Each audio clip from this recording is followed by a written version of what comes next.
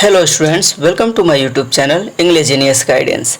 यदि आप हमारे चैनल पे पहली बार विजिट कर रहे हैं तो इसको सब्सक्राइब कर दीजिए और बेल आइकन को दबाना न भूलिए, जिससे कि हमारे वीडियोस के लेटेस्ट नोटिफिकेशन आप तक पहुंच पाए। क्लास 10th की इंग्लिश की जो फर्स्ट फ्लाइट बुक है, वो फर्स्ट फ्लाइट बुक की फर्स्ट पोयम है ये डस्ट ऑफ स्नो, जिसके पोएट हैं रॉबर्ट फ्रॉस्ट। उसके आज हम लोग क्वेश्चन आंसर करेंगे, तो आप इस वीडियो को शुरू से लास्ट तक देखिए। एक शिक्षक होने के नाते मैं आपसे एक छोटा सा अनुरोध करना चाहता हूं कि आप इस वीडियो को कम से कम 50% देखिए, यानी कम से कम 50% देखिए। अगर जो आपको समझ में आता है कि नहीं ये तो अच्छी वीडियो है, तो आप इस वीडियो को लाइक कीजिए। यदि आपको नहीं समझ में आती है तो आप इस वीडियो को डिसलाइक भी कर सकते हैं, क्योंकि 50% आप सुनेंगे तब आपको थीम समझ में आएगा कि हाँ सर के समझाने का क्या तरीका है। अगर जो आप ऐसे आधा अधूरा करके आगे बढ़ जाते हैं तो आपको कुछ नहीं समझ में आने वाला।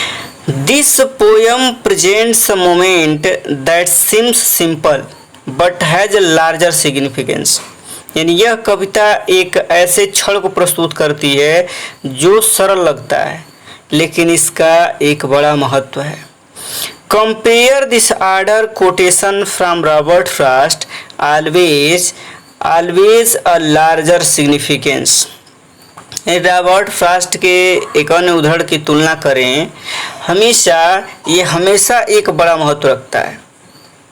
Yes, a little thing touches a larger thing, यानी एक छोटी सी चीज एक बड़ी चीज को छूती है। तो ये पोयम बहुत ही छोटा है बट ये बहुत ही गजब का पोयम के माध्यम से इसको पोएट ने डिस्क्राइब करने का प्रयास किया है।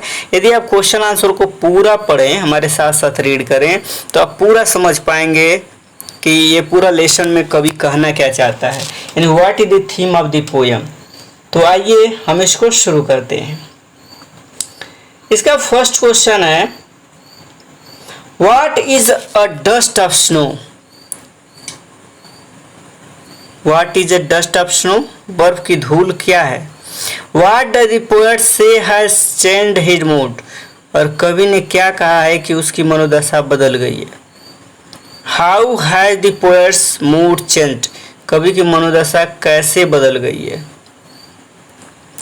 इसका आंसर है, any substance as earth reduce to power I a cloud of this substance is a dust of snow. यानी कोई भी पदार्थ जैसे पृथ्वी पाउडर में बदल जाता है, यानी इस पदार्थ का एक बादल बर्फ की धूल है। The dust of snow from a hammock tree shaken down on him by the crow has changed his mood. यानी कवि द्वारा उस पर गिराए गए एक हैमॉक पेड़ की बर्फ की धूल ने उसका मूड बदल दिया। The poet's mood had changed as he is no longer dejected now. यानी कवि का मिजाज बदल गया क्योंकि वह अब उदास नहीं है।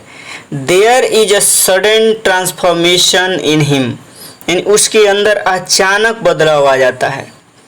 सेकेंड क्वेश्चन है, how does Frost present nature in this poem. यानी इस कविता में फ्रॉस्ट प्रकृति को कैसे प्रस्तुत करता है। The following questions may help you think of an answer.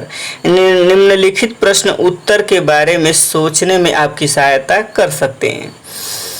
यहाँ फर्स्ट क्वेश्चन है, what are the words that are usually named in poems. यानी वे कौन से पक्षी हैं जिनका नाम आमतौर पर कविताओं में रखा जाता है। Do you think a crow is often mentioned in poems. क्या आपको लगता है कि कविताओं में अक्सर कौवे का उल्लेख किया जाता है। What images come to your mind when you think of a crow. कौवे के बारे में जब आप सोचते हैं तो आपके दिमाग में कौन सा चित्र आता है। इसका आंसर है, The birds that are usually named in poem are cuckoo, nightingale, sparrow, pigeon, dove, duck, etc. यानी जिन पक्षियों के नाम आम तौर पे कविताओं में आते हैं वे हैं कोयल, कोकिला यानी गौरैया, कबूतर यानी कबूतर जो बत्तख आदि। No I don't think a crow is often mentioned in the poem. नहीं, मुझे नहीं लगता है कि कविताओं में अक्सर कौवे का उल्लेख होता है।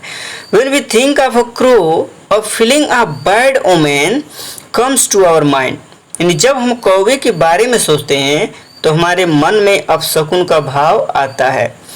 Be disheartened यानी हम निराश हो जाते हैं, है ना, हम निराश हो जाते हैं।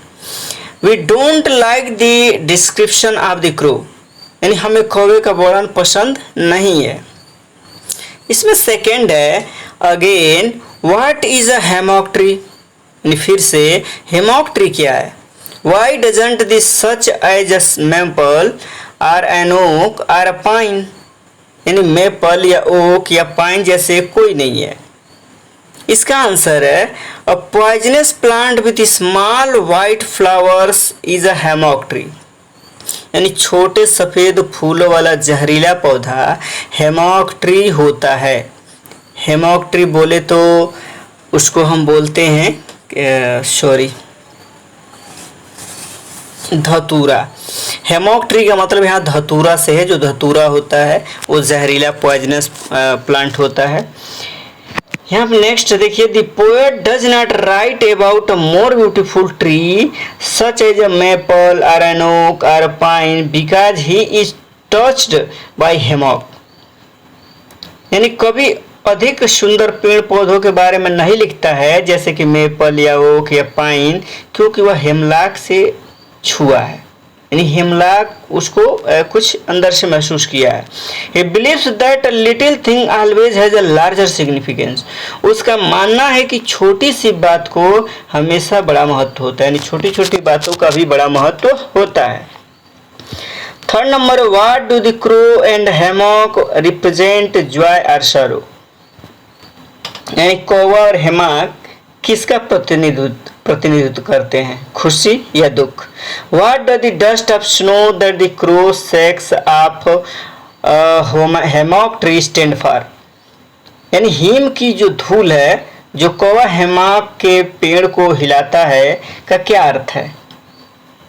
इसका आंसर है the crow and hemlock represent joy, यानी क्रो और हैमॉक, जो कौवा और हैमॉक आनंद का प्रतिनिधित्व करते हैं इसके माध्यम से, यानी कवि के मतलब से जो कौवा और हैमॉक ट्री आनंद का प्रतिनिधित्व करते हैं। The dust of snow that the crow shakes off hemlock tree stands for the revival of the poet's mood is change of heart, यानी हिम की धूल जिसे कौवा हैमॉक पेड़ से हिलाता है कवि की मनोदशा के पुनरुत्थान यानी हृदय परिवर्तन का प्रतीक है। थर्ड नंबर है, have there been times when you felt depressed और होपलेस, यानी क्या कभी आप उदास या निराश महसूस करते हैं। Have you experienced a similar moment that change your mood that day, क्या आपने भी ऐसा ही किसी पल का अनुभव किया है जिसने उस दिन का आपका मूड बदल दिया हो। इसका आंसर है yes, there have been times when I felt depressed और होपलेस, हाँ कई बार मैं उदास या निराश महसूस करता था। Yes I have experienced a similar moment that changed my mood that day, हाँ मैंने एक ऐसे ही पल का अनुभव किया है जिसने उस दिन मेरा मूड बदल दिया। It was when I enjoyed the beauty of nature, यानी यह वह समय था जब मैं प्रकृति की सुंदरता का आनंद ले रहा था। Once I was left with an opinion of choosing the road, यानी एक बार मेरे पास सड़क चुनने का विकल्प बचा था। I found it difficult to choose one road out of the two, यानी मुझे एक सड़क चुनना मुश्किल लगा दो में से, यानी दो रोडों में से मुझे एक सड़क को चुनना मुश्किल लगा। I was indecisive for some time, यानी मैं कुछ समय के लिए दुविधा में था कि किस रोड को चुनूं। Both of the roads looked approximately similar, यानी दोनों सड़कें लगभग एक जैसी लग रही थी। Ultimately I was able to choose the road less traveled by, यानी मुझे एक सड़क चुनना आखिरकार मैंने कम यात्रा वाली सड़क चुनने में सक्षम था। But in the and my decision of taking the second road proved fruitful for me. लेकिन अंत में दूसरा राह लेने का मेरा फैसला मेरे लिए फायदेमंद साबित हुआ। इट चेंज्ड माई मूड, इसने मेरा मूड बदल दिया। The gloomy thoughts gave way to happy thoughts, यानी उदास विचारों ने सुखद विचारों का मार्ग प्रशस्त किया। यदि मेरी वीडियो पसंद आई हो तो इसको लाइक कीजिए, चैनल को सब्सक्राइब कीजिए और अपने दोस्तों के पास शेयर करना न भूलिए। Thank you, thanks for watching, love you all.